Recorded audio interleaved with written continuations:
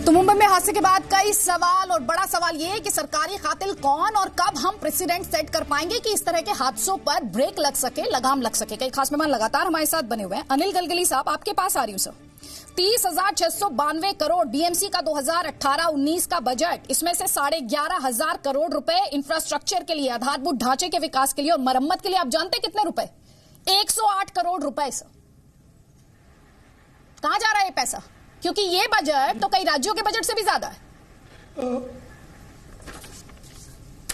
निश्चित तौर पर इसमें जवाबदेही की आवश्यकता है, क्योंकि आज मुंबई में इस तरह के कई सारे ब्रिजेस हैं, कई सारे आरओबी है जिसकी मरम्मत की आवश्यकता है। जब एलपीस्टन में हादसा हुआ था तब रेलवे मंत्री पीयूष गोयल जी ने 29 सितंबर 2017 को एक आपातकालीन बैठक ली थी। उसमें 18 मुद्दों पर चर्चा हुई थी। उसके दूसरे दिन बाद जो बैठक हुई उसमें 44 मुद्दों पर चर्चा हुई। उसमें सबसे बड़ी बात है कि जो एफओबी है उसकी सुरक्षा को लेकर, चाहे रेलवे डिपार्टमेंट हो, एमएमआरडी हो, महानगर पालिका हो, जी जो काम पेंडिंग है उसे विद इन द वीक, एक हफ्ते के भीतर एनओसी देने का आदेश भी जारी किया गया था। लेकिन दुर्भाग्य से मुंबई में जो अलग अलग एजेंसियां काम करती है उसमें एक दूसरे में तालमेल नहीं होने की वजह से इस तरह के हादसे होते हैं और तेरा ब्रिज मेरा ब्रिज इस तरह की कहानी कर एक दूसरे पर आरोप मढ़ते हैं। निश्चित तौर पर रेलवे मंत्री हो चाहे मुख्यमंत्री देवेंद्र फडणवीस हो, उन्होंने जो एक ढांचा तैयार किया था, एक प्लान तैयार किया था, उस पर काम करने का किसी ने भी ध्यान नहीं दिया, चाहे रेलवे डिपार्टमेंट हो, महानगर पालिका हो, एमएमआरडी हो। कहीं ना कहीं तो जो पैसा आता है वो पैसे का हिसाब भी नहीं होता है। सर, पैसे का हिसाब नहीं होता, पैसे का हिसाब इसीलिए मैं उठा रही हूँ उसमें। सर, मैं आगे आपके पास आऊंगी, माफी के साथ समय रोक रही हूँ। हमारे साथ एम नारवंकर साहब भी हैं, पूर्व असिस्टेंट म्युनिसिपल कमिश्नर हैं। सर नारवंकर साहब, जब आप ये सारा डेटा देखते हैं, इतना पैसा 30,692 करोड़ रुपए, देश की कमर्शियल कैपिटल मुंबई, और वहां पर 6 लोगों की मौत इसलिए हो जाती है क्योंकि स्ट्रक्चर ऑडिट में गड़बड़ हो जाती है, ठीक से असेसमेंट नहीं हो पाता। Sir, what are we talking? सही बात है बहन जी। पहले दफा मैंने आपको क्लियर करना देता चाहता हूं, तो मैं म्युनिसिपल कमिश्नर नहीं था, मैं बीएमसी में अभियंता था। रिटायरमेंट के बाद मैं पॉलिटिक्स में आके अभी पार्षद हूँ ग्रांटेड मुंबई सेंट्रल एरिया का। Thank you for correcting me sir. Please बात पूरी करें।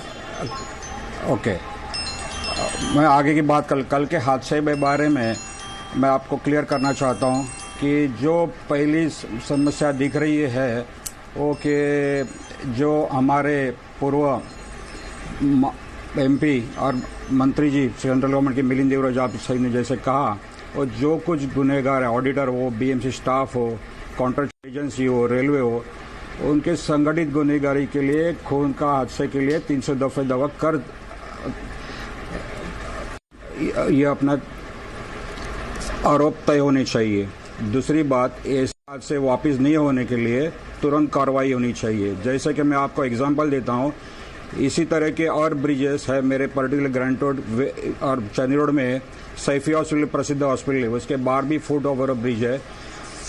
कारपोरेशन ने उनके स्ट्रक्चरल ऑडिटर से बीएमसी स्टाफ ने उसको अत्यंत धोखादायक करके डिक्लेयर किया है, फिर भी इसको तोड़ा नहीं जा रहा है। Are they waiting to be more such a frequent accidents? Immediately they should close for those pedestrian crossing or using. ठीक सर, आपसे टेक्निकल खामी के चलते हमारा संपर्क टूट गया है। मैं आगे आपके पास आऊंगी। अब्दुल रजाक को भी मैं स्क्रीन पर देख पा रही थी, पॉलिटिकल एनालिस्ट है। अब्दुल रजाक, हजारों करोड़ रुपए का प्रावधान, हम देश की कमर्शियल कैपिटल की बात कर रहे हैं, आर्थिक राजधानी, वाणिज्यिक राजधानी की बात यहां पर कर रहे हैं, किसी छोटे मोटे शहर की बात नहीं कर रहे हैं। 15 वेल्दिएस्ट सिटीज का में शुमार होता है उसका दुनिया भर में, और वहां पर ऐसी तस्वीरें देखने को मिलती है। अदिति जी, ये पहली बार नहीं हुआ है। 3 अगस्त 2016 को मुंबई गोवा हाईवे ब्रिज का कोलैप्स हुआ था, जिसमें 22 लोग मारे गए थे। 29 सितंबर 2017 एल्फिंस्टोन रेलवे स्टेशन ब्रिज, 30 लोगों की मौत हुई थी। यानी पिछले 1.5 साल में 4 ऐसे हादसे हो चुके हैं। 3 जुलाई 2018 अंधेरी रेलवे स्टेशन ब्रिज, 2 की मौत हो गई, कई घायल, और आज ये हादसा।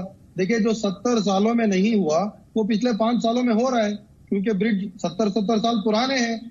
आप इतने सारे पैसे कुंभ मेले को, हर कुंभ मेले को आप महाकुंभ बनाने के लिए खर्च कर रहे हो, आप मूर्तियां बनाने के लिए पैसे खर्च कर रहे हो, दुनिया घूमने के लिए आपने 600 करोड़ खर्च कर दिए, लेकिन लोगों की सेफ्टी के बारे में क्या? फिर बोलने के लिए आप बड़े बड़े भाषण देते हैं कि सबका साथ सबका विकास। अरे मुंबई तो कमर्शियल कैपिटल ऑफ इंडिया है, कितना वहां से आपको टैक्सेस से फायदा हो रहा है। बेसिक इंफ्रास्ट्रक्चर आप ठीक नहीं कर सकते और भाषण वादे इतने बड़े बड़े करते। वेस्टर्न रेलवे बीएमसी पे डाल रही है, बीएमसी वेस्टर्न रेलवे पे डाल रही है, ये कौन सी बात हो गई। अब कोई देखिए, जैसे ये हादसे हो जाते हैं, एक बेसिक स्टैंडर्ड फॉर्मूला है हमारे नेताओं का, 5 लाख रुपया जो मर गए उनको, 50,000 रुपया जो घायल हो गए उनको, और इसके आगे क्या, हमें बहुत अफसोस है। इसके आगे क्या, ठीक अफसोस है सर। आप अभी पैसों की बात कर रहे थे ना सर, क्या ये रुपयों से जुड़ा मुद्दा है?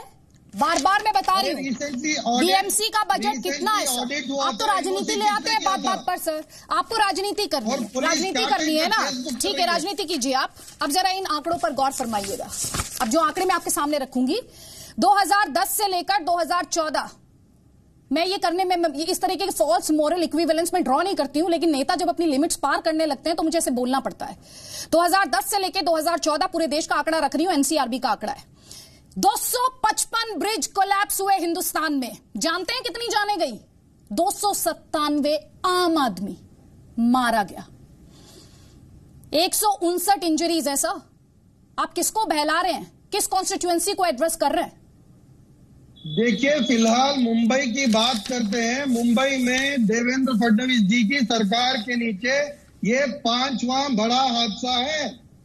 तो देवेंद्र फडणवीस की सरकार के बारे में बात करें। आप 2014 के देखिए, देश पिछले कल को देखकर नहीं जीता, आने वाले कल की उम्मीद पे जीता है।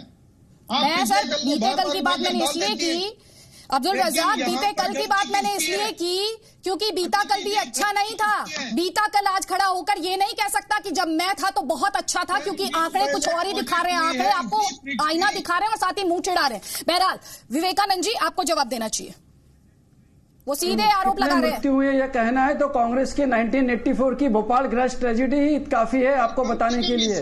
लेकिन इस समय मैं राजनीति करने बैठा नहीं हूं और न ही ये राजनीति का कोई विषय है। यहाँ पर लोगों की मृत्यु हुई है, ये बहुत ही दुखद घटना है, इसकी जांच होगी। और माननीय मुख्यमंत्री महोदय जी ने बिल्कुल स्पष्ट रूप से कहा है कि शाम तक प्राइमरी रिपोर्ट आएगी। प्राइमरी रिपोर्ट पर जो रिस्पॉन्सिबल होगा उस पर कार्रवाई होगी और उस पर एफआईआर भी होगी। इनफैक्ट पुलिस ने एफआईआर ली है, पार्ट 304 पार्ट 2 में एफआईआर लेगी और जो भी इस पर दोषी पाया जाएगा उस पर कार्रवाई होगी। इसमें राजनीति न करे तो ज्यादा बेहतर होगा। सर एक करेक्शन चाहिए मुझे, एक सेकंड। आपने क्या कहा? 304 पार्ट 2? यस बिल्कुल, पार्ट 2 पर क्योंकि मेरे सहयोगी ने थोड़ी देर पहले जो जानकारी दी थी सर, बात सुनिए please. That is culpable homicide not amounting to murder. Please और पुलिस ने इसी पर एफआईआर लेना चाहिए और जो भी रिस्पॉन्सिबल है सर 304 करना चाहिए। पार्ट ए के तहत एफआईआर हुई है, 304A के तहत। आप 10 बजे इसी बहस में मौजूद थे, मेरे सहयोगी ने एक बात पॉइंट आउट की है। बहरहाल उन्होंने आपसे आपकी सरकार को लेकर सवाल पूछा। 20 सेकंड सर मैं आपको दे रही हूं, आप जवाब दे दीजिए।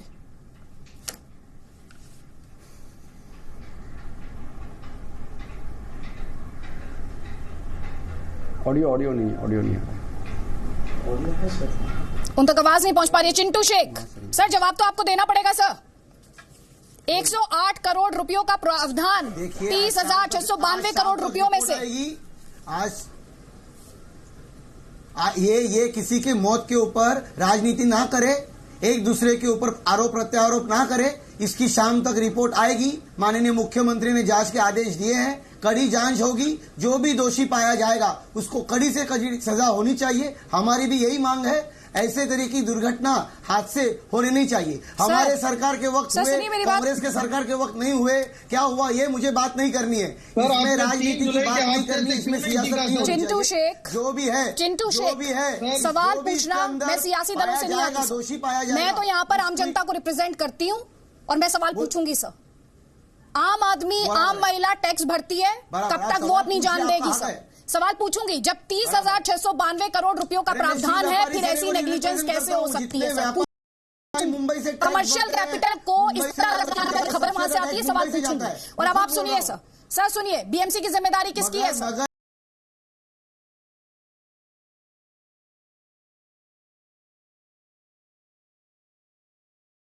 बैठा देते हैं ना सर, ये जो जांच बैठा देते हैं आप लोग, ये सिर्फ जो जांच का आप लोग ये जो जांच का तमाशा बैठाते हैं, आप वो भी सुनिए। सितंबर 2017 में कमेटी बना दी जाती है, अक्टूबर 2017 में वेस्टर्न रेलवे को कैसे आगे बढ़ाया जाए, एल्फिंस्टाइन रोड परल एफओबी को लेकर उस पर कमेटी बना दी जाती है। अक्टूबर 2009 में कमेटी बना दी गई। इन सब कमेटी की रिपोर्ट कहां है? कहां है कमेटी की रिपोर्ट? क्या इंप्लीमेंट किया है आप लोगों ने? क्या काम बढ़ाया आप लोगों ने आगे? देखिए, हमने एनओसी मांगी थी रेलवे से, जो कम्युनिकेशन सर आप लोग एक दूसरे पर जिम्मेदारी को लेकर ट्रांसफर करते रहिए सर, एजेंसीज एक दूसरे पर ट्रांसफर करते रहिए रिस्पॉन्सिबिलिटी को। इसीलिए मैं आपको आज भी बात रखने दे रही हूँ, क्योंकि दुनिया हमारी जनता को देखना और सुनना चाहिए नेताओं को कितनी परवाह है। अनिल जी, हमारे शिवसेना के पास सर ऐसे ही दोषारोपण चलता रहता है, हर बार मुआवजे का ऐलान होता है, जांच बैठा दी जाती है, जांच कमेटी की रिपोर्ट में क्या था नेताजी ये तो बता नहीं पा रहे हैं। पहले मौत बांटने वाले लोग अभी मातम मना रहे हैं। तो सबसे बड़ी बात है कि जिनके पास पैसे की कमी है, मनपा के हेडक्वार्टर पर 120 करोड़ रुपए उन्होंने पिछले 5 सालों में खर्च किए हैं। अधिकारियों के ऑफिस पर 120 करोड़ रुपए खर्च करने वाली महानगर पालिका रेलवे के जो अलग अलग जो छोटे छोटे ब्रिज है उस पर सिर्फ 108 करोड़ रुपए देती है।